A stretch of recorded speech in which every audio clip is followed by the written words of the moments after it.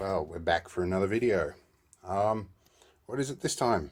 Well, today we're going to do some chemistry with caustic soda and rendered fat, not baked beans as is on the can.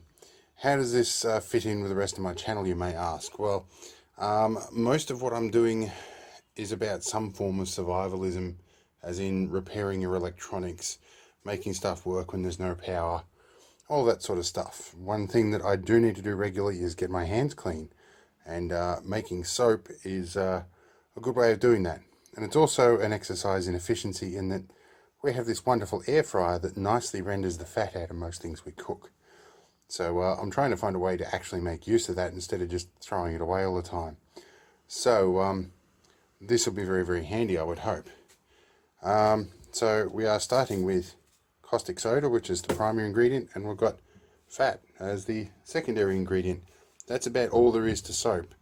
I don't have any food colouring on hand, but I'm going to put a little bit of vanilla essence in here when I'm done as well to make some nice vanilla soap.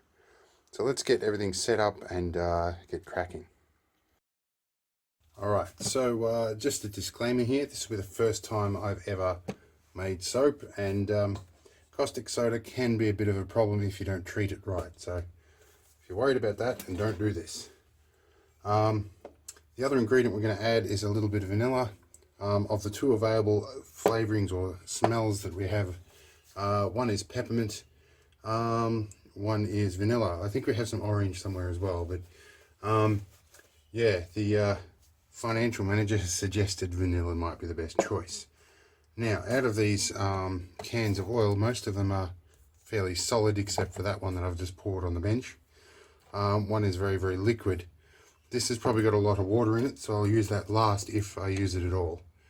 So for the moment, I now need to clean up the fat blob on my bench. So the channel that I've primarily used for a lot of my chemistry information is a channel called Nile Red. The particular video that I'm making reference to in this channel, I'm going to put in the description, maybe even at the bottom of the screen if I get a chance. But anyway, his recipe called for, what have we got here? He used 100 grams of coconut oil and 500 grams of olive oil. And I think the coconut oil was to add a little bit of fat into the oil, because olive oil is a little bit leaner. We're just going to use straight out bacon fat, which has been nicely rendered in the air fryer. And by rendering, that means it's been heated to the point where there's no moisture at all in there. I have a feeling that sitting on the mantle for a little while, this has probably actually attracted a little bit of atmospheric moisture. But anyway, his recipe calls for around about 600 grams.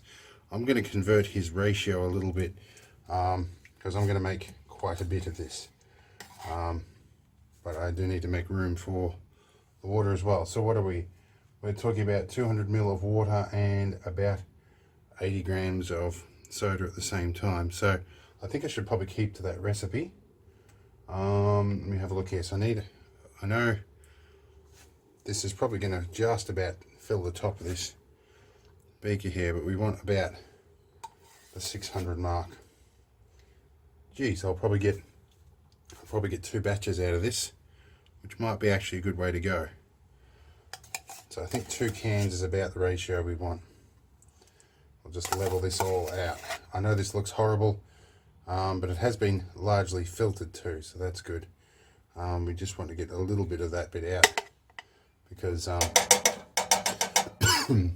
any bits of actual bacon in here can turn it rancid. But the fat itself should react nicely. Alright, I think that's enough to do the job, and that is a hunk of something foreign. We'll get rid of that. Okay, so we are around about the 650 mark, or a little bit more, so I'll add a tiny bit more in the mix when I do stuff. I don't think I'm going to fit 200 ml of water in here. I might need to find another container to mix this in. Good old handy ice cream container to the rescue. I'll keep measuring all this out and see how much I've got. I might do it all in the one batch after all, considering a 2 litre container might do the job. Other batch I've got is very solid fat. It's good stuff, but I think combined with a lot of it, it'll be right. Okay, we're at a litre here, and we've still got a bit more to add. So in total we have 1550 milliliters of oil, grease, goo, yuck, stuff that people would throw out. So let's see if we can make this into something a little more pleasant. Now, because I can't find my gram scales anywhere, I'm going to have to measure out the caustic soda by volume. Now this would call for about 200 grams of caustic soda, and from a cursory Google search reveals that caustic soda is about twice the density of water. So it means we need around about 100 ml of this. We'll chuck that in somewhere about here. We'll keep going till we're up about the 100 ml mark. And we have about 550 ml of water. The recipe really calls for about 520. Yeah, I'd hate to be adding 200 ml of this stuff in here. It would be way off the charts. That's a smidgen over 100. From what I understand, this recipe is a little variable. And this will create an exothermic reaction, and there's a little bit of fat in here, so although I don't predict that's going to mess with it at all. Got my handy dandy acrylic stirrer, which is a leftover offcut. As recommended, I'm going to add a little bit of this first and give it a bit of a stir. I'll add it gradually. Information or research tells me probably not to add the water to the soda, or you end up with trouble, which I can only assume would be a runaway exothermic reaction. And people get a little bit worried about this stuff from things like the, what's that movie, Fight Club. And there's like burning holes in here. It's not quite that bad, but still, certainly, I'm down here wearing safety glasses, and I'm in a ventilated area outside the house. So, and actually I've just had a bit of a whiff of rain. It is indeed raining. Oh my God, it was like 42 degrees Celsius yesterday. And wow, this water's about 60 degrees at the moment. And for those of you in the States, if you're watching, there's not many of you that do these days. That's something like 105 or 107 Fahrenheit. So yeah, this has certainly got quite hot. But I think it's time to add it because that heat will help liquefy the other solid fat, and I don't want to let this go until the until that plastic beaker melts. So let's get my blender happening. We'll pour these together and go from there. I've got an immersion blender here. Hopefully there is enough in here that it doesn't boil over the top. Wow, that stuff, the hot stuff, is a little nasty on the skin. We might have a bit of a super fat mixture here, but that's not the end of the world. I think I got a little bit extra water, but I think we'll be fine. So this could be messy, but again, this is why I'm doing it in the shed. So I'm going to mix this a bit until the big chunks break up, and then I'm going to chuck this immersion blender in here. And here comes the rain. So let's keep going here. Are we going to make a mess? Not yet. Alright, we'll do this for a few minutes and we'll be back. We're at a point that is often referred to as light trace. So I'm going to set the immersion blender off to the side here. I'm going to add a bit of scent in here, which is just cheap Woolworths vanilla extract. So I'm going to put about 2 capfuls in here, should be plenty. I know 1 capful is more than enough for making a full batch of scones, or not so much scones, but a full cake for the family. So we're going to mix this in with the immersion blender now. And I spilled a bit on my hands and they smell like vanilla, but I smelled like worse things before. Well, okay, note to self, don't lift it above the waterline. Okay, we'll be back in a minute. So my immersion blender is quite warm now. I don't want to run it much further, and it's starting to work kind of hard here. So I think about this consistency is probably what they call medium trace. But it doesn't smell like bacon fat anymore. I can tell that reaction is underway. It smells a tiny bit like bacon fat, but it's more like vanilla. It smells more like vanilla cake now. It's actually kind of nice, which I'm happy about. The idea of washing myself with bacon in the morning didn't sound like a good idea. And I was hoping that what I'd been told would work with this. And the whole thing is actually probably about 40 to 50 degrees Celsius. It's quite warm in there, which has helped liquefy the fat.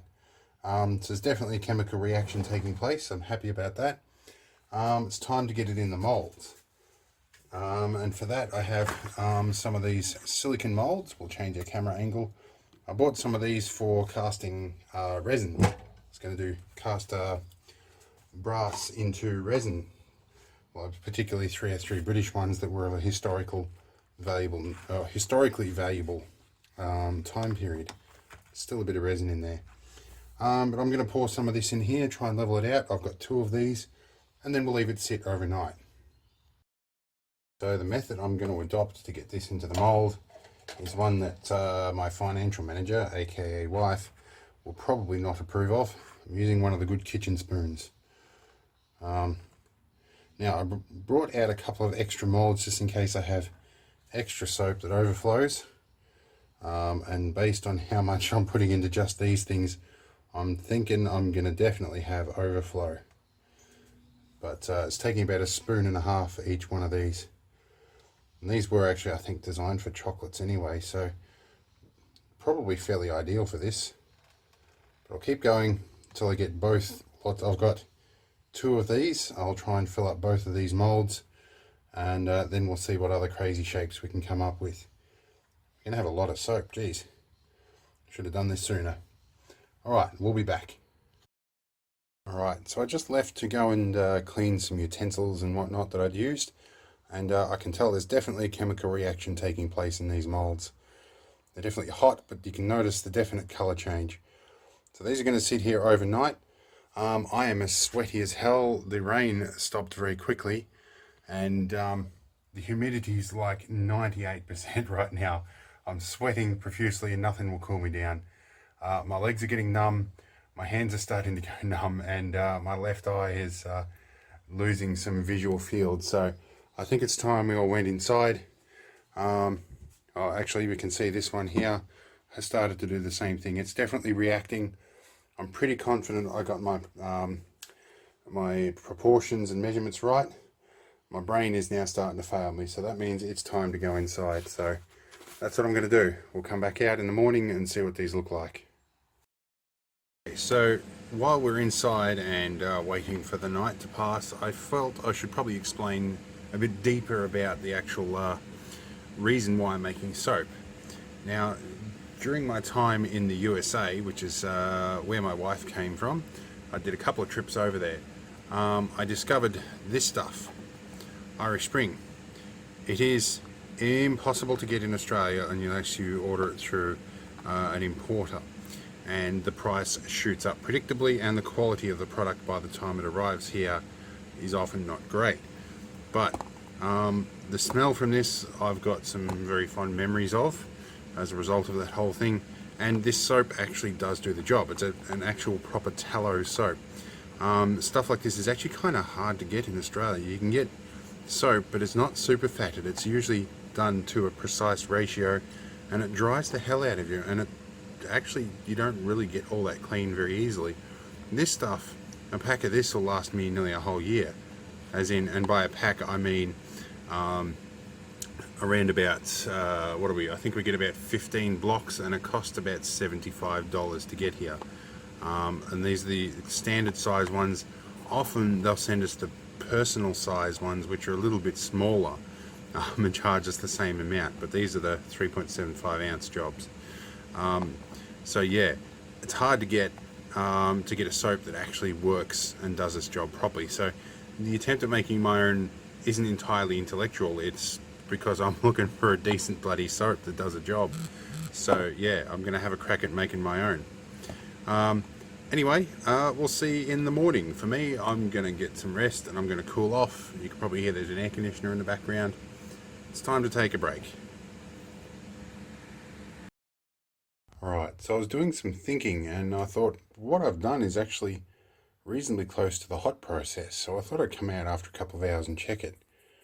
We've got some little bubbles rising in here that I can squish down, but most of these are actually fairly solid, and you'll notice this is of course not coming out of here, and it is also quite, you can probably hear I can tap it.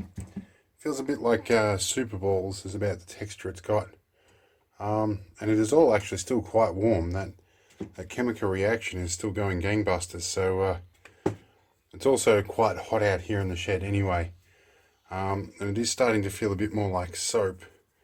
So it's saying, I'm thinking it's probably properly saponified at this point. I've got some little dry bits here as well. So yeah, I think this might end up working out alright. Alright, time to go away and leave it alone for a bit. Well, I couldn't just leave it alone. I popped one out of the mould just a little early just to see what it would look like. It's actually not too bad. I want to have a bit of a whiff here. Where are we?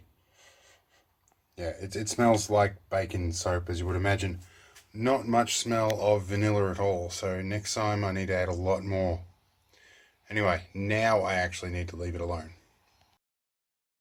Alright, so it's almost 8 hours later and I just couldn't leave this stuff alone. This is our test block still here.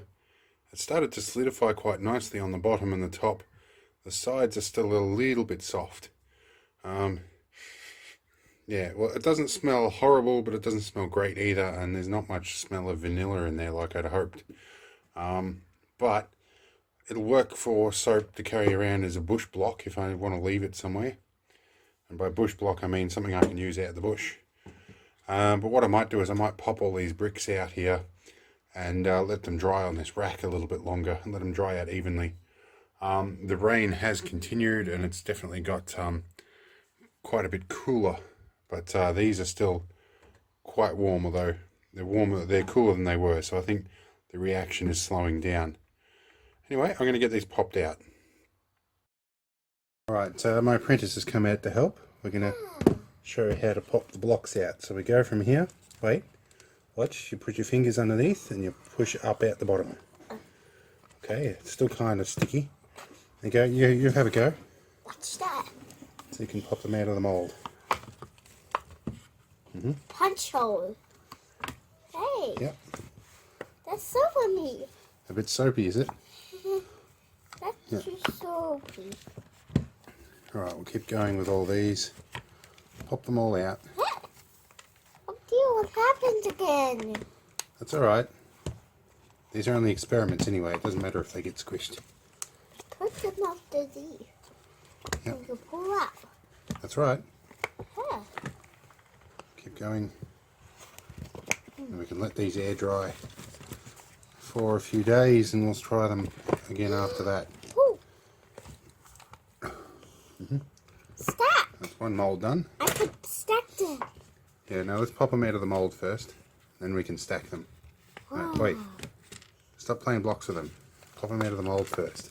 Good job. Then we'll stack them properly. Oh, it's got lines.